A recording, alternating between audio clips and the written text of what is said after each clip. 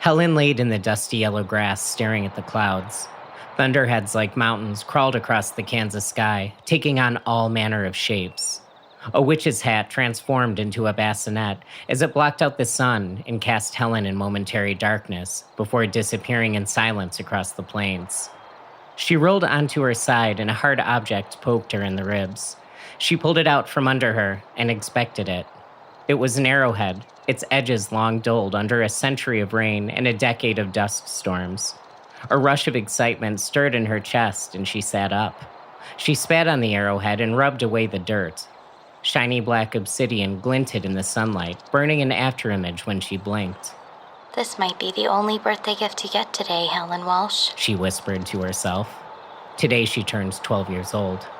Helen looked over the dying, foot-high grass and saw a big trail of dust like a squirrel's tail following an approaching olive-green sedan. The car turned from the dust road up the path that led to her sagging home a few hundred yards away. As it passed, she saw a white 5-point star painted on the side. It stopped in front of her house. The cloud of dust caught up with the car and blew over it onto the front porch. A man in military dress got out of the driver's side door and patted off his legs. He rested his arms on his hips akimbo and surveyed the dead prairie. Helen sunk down and peeked through the grass. A locust landed on her shoulder with a light tap. She flinched and it sprung away. The man reached into the car and took out an American flag folded into a triangle. Another man got out of the passenger side door, his bald head just barely peeking over the roof of the car. The man in uniform said something unintelligible. His voice swept away in the wind. The men walked up to the front door and knocked. Helen's mother opened the screen door and let them in. Helen stood and cupped her hands on her forehead to shield her eyes from the sun when she saw her mother rush out of the house and urgently ring the dinner bell. Its piercing clang rolled over the plains. Helen? Helen? Her cries were a muted whisper by the time they reached Helen. Mama? Helen shouted back. Her mother frantically waved for her to come in. Helen put the arrowhead in her dress pocket and rubbed it with her thumb for good luck. She waded through the grass, walked around the sedan, and up the porch steps.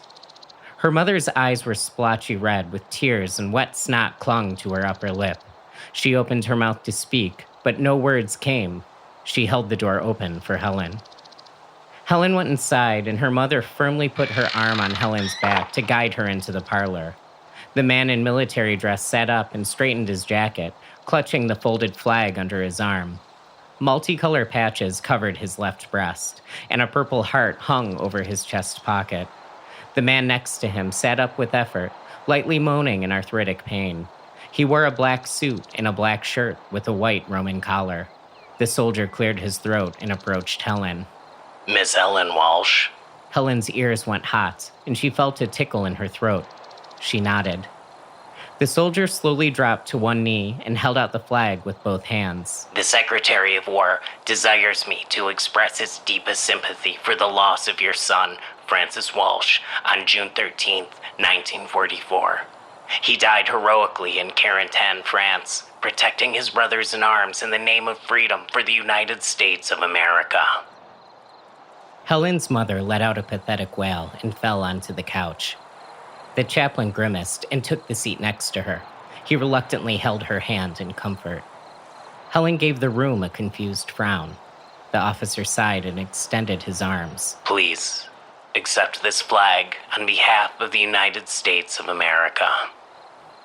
Helen didn't move. Mister, there's gotta be a mistake, she said to the officer. We know this is hard, sweetheart. The chaplain wheezed from the couch. Sir, I'm 12 years old, said Helen. I don't got no son. It's truly a shame to lose a son at such a young age, ma'am.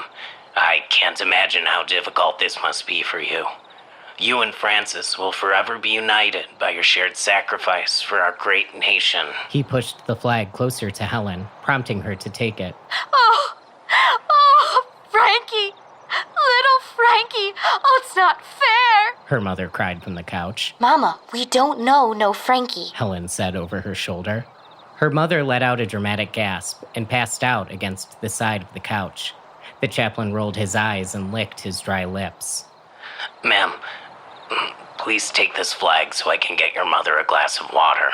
Helen took the flag and held it against her chest. Panic swelled in her throat as she slowly stepped back against the wall. Helen's head swam as the officer entered the room and rubbed her mother's shoulders to wake her up. She opened her eyes and stared off at nothing. The officer nodded to the chaplain, who clenched his teeth as he stood. His knees let out a wet pop, and he winced. The officer straightened his jacket with his palms and looked at Helen. A formal letter will follow in the next few days. The nation stands behind you during these dark times. I'm so sorry for your loss. He waited for Helen to speak, but she said nothing. The men exchanged a look and slowly walked out of the house. Helen crept to the window and put her face against the glass as the men approached the car. 4 more and we can call it a day, The officer said to the chaplain. The chaplain wiped the sweat from his brow and rubbed his pants. Shit. He groaned. They got into the car and drove away in a growing cloud of dust. Locusts leapt out of the way as it barreled down the road. Helen backed away from the window and sat cross-legged on the floor. She held the flag in her lap and examined the stitching on the stars. Mama, what's going on? Frankie. Your poor Frankie. Her mother whispered in a trance. The back door creaked open. Heavy footsteps approached the parlor. Her father's sallow face peeked into the room. His eyes betrayed a light tinge of jaundice. 5 days of stubble crawled across his cheeks and throat. Frankie's been killed, Helen's mother said flatly. He grunted and rested his forearm against the wall. I seen locusts out back. He turned and slowly clomped up the stairs. The floorboards creaked. Helen put the flag on the rug and reached into her pocket to rub the arrowhead. Don't let that flag touch the ground, Her mother said. She rolled over, turning her back to her daughter. Helen laid in bed and stared at the ceiling. Winds lapped around the house with a hollow moan. At odd intervals, sharp tick-ticks tapped off the window as locusts bounced off the glass. Dust hung in the air, caught in the evening light. Her eyes and throat were dry from crying. Her head felt big and empty, and her chest swarmed with panic.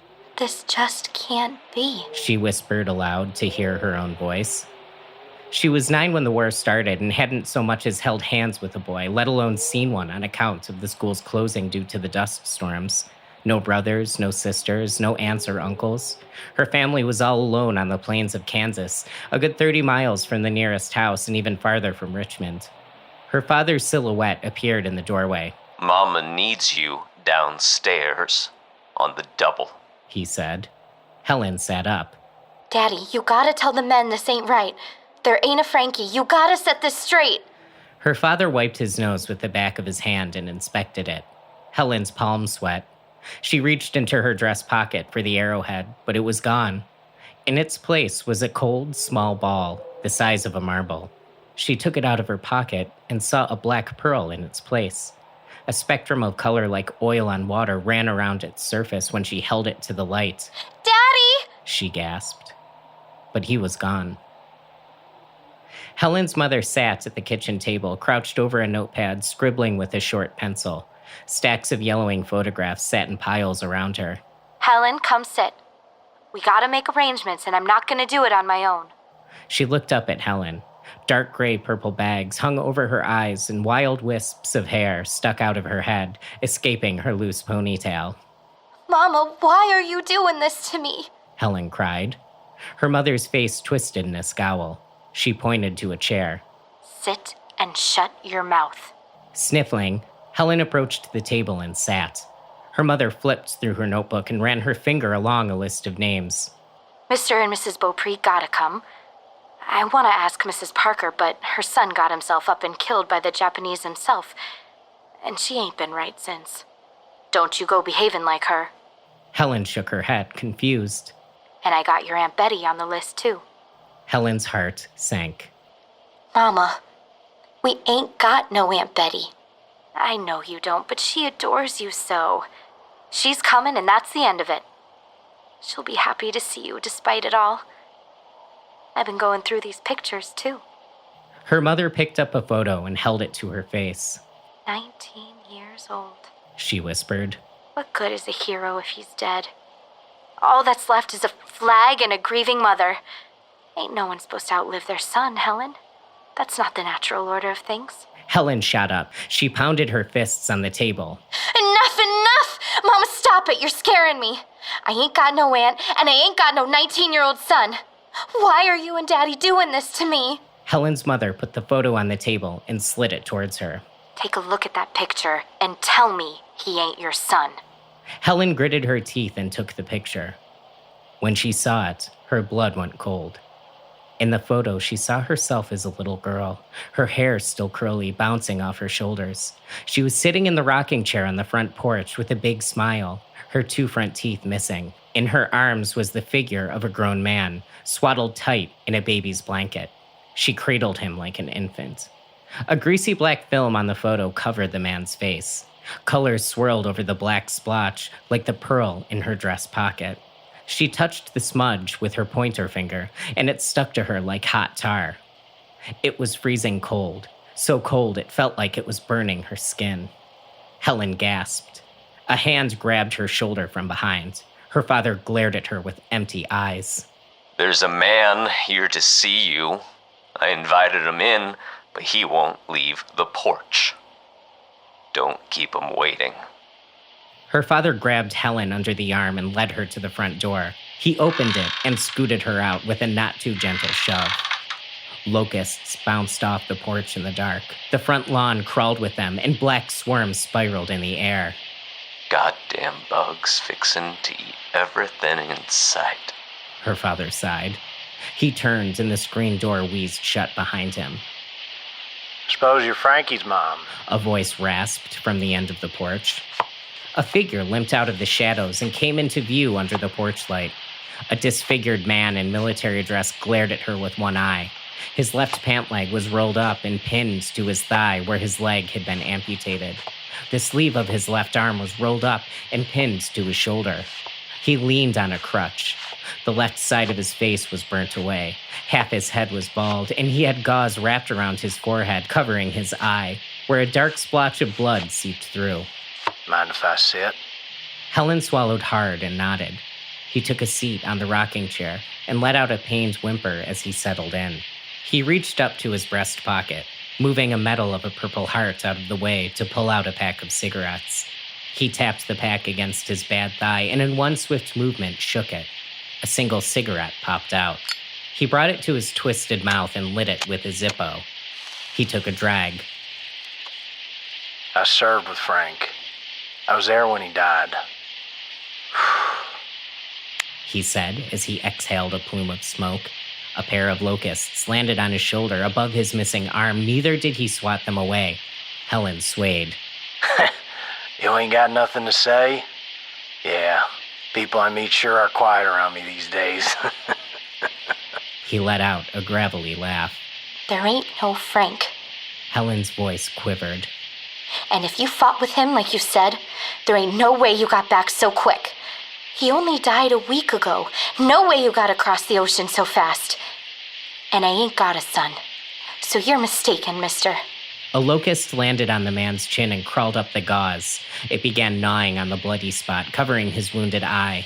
He took another drag of the cigarette as more locusts landed on his uniform. I got something to say, Mrs. Walsh. And I ain't gonna say sorry if it's harsh. He flicked the cigarette into the front yard. A dozen locusts jumped away as it smoldered in the grass. Your yellow son got a lot of soldiers killed before he up and got killed himself. 101st got pinned down in a ditch. Bullets whizzing over our heads, blood, guts everywhere. We returned fire till he couldn't shoot no more. It was up to your little Frankie to run for a resupply. A locust crawled down his arm onto his hand, finally resting on his finger. He brought it to his face and inspected it before blowing it away. But Frank, he just sat there as they got closer and closer, frozen. Tears running down his face. We were screaming at him to move, but he sat there crying like a baby. Goddamn coward, murmuring, "Mama! Mama! Mama!" over and over till a grenade landed in his lap. I'm telling you straight, Mrs. Walsh, I was happy to see that son of a bitch German grenade blow up in his lap before it blew me to pieces along with them. A long time I wish I'd died too. here we are. I'm glad I can see the look on your face as I tell you who your son really was.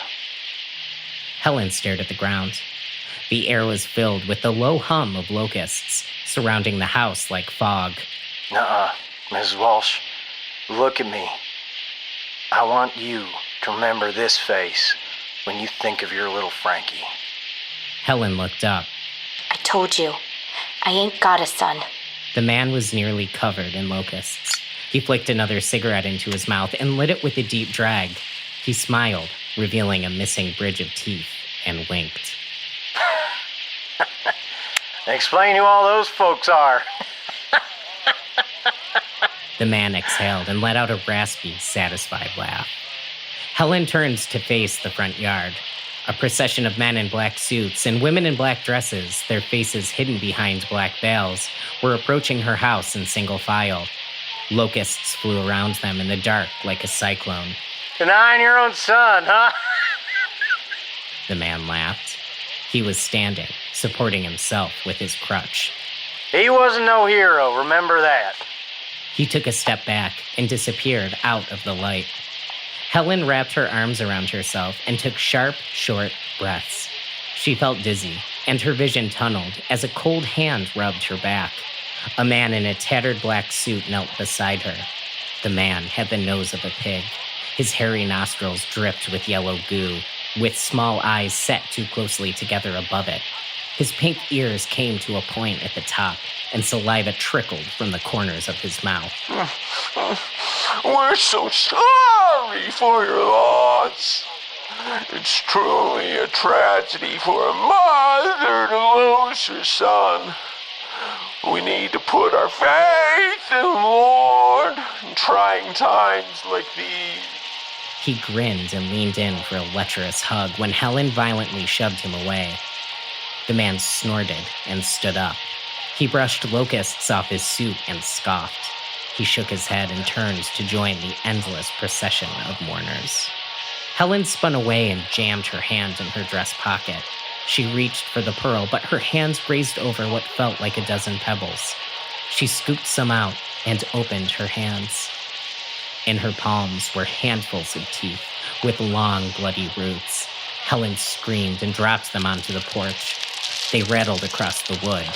In an instant, a swarm of locusts descended and began devouring them.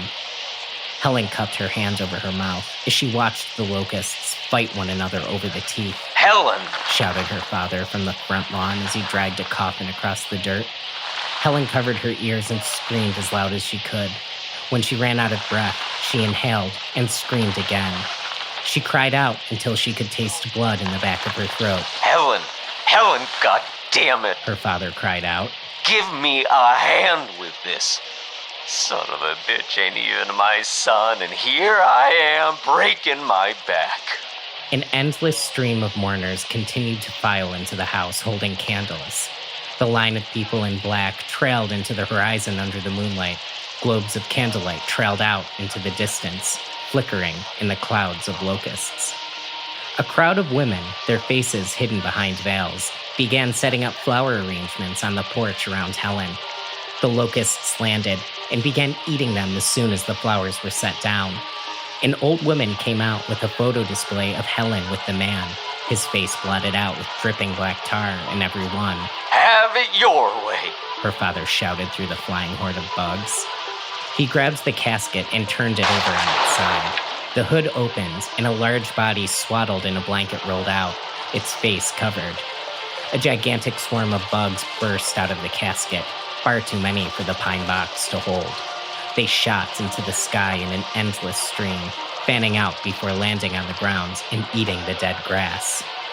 Her father grabbed the swaddled body by its legs and dragged it to the porch steps.